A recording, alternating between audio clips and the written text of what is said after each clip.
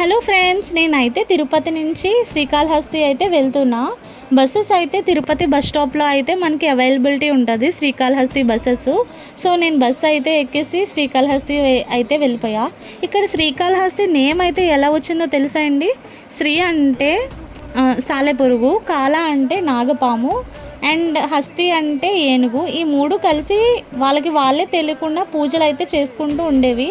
ఒకసారి పాము వజ్రాలు అయితే తెచ్చి అభిషేకం పూజ చేసుకున్నది.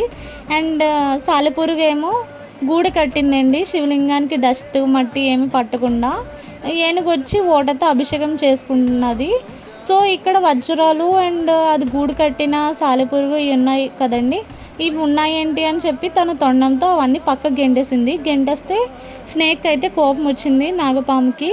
కోపం రాగానే తన తొండంలో, ఏనుగు తొండంలో అయితే దూరిపోయింది. ఆ తొండం వల్ల వాళ్ళు అటు ఇటు కొట్టుకుంటుంటే సాలెపురుగు మీద అయితే పడ్డారు. అది సాలెపురుగు అయితే చనిపోయింది అక్కడే.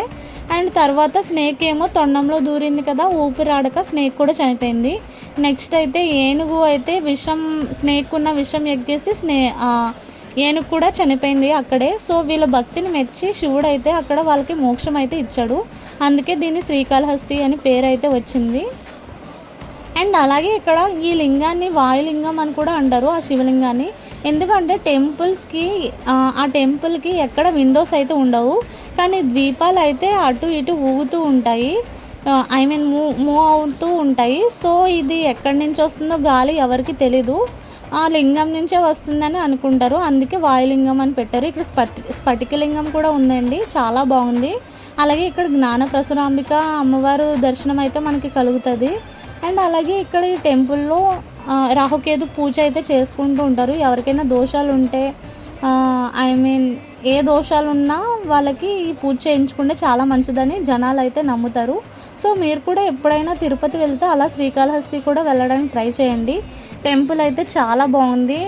అండ్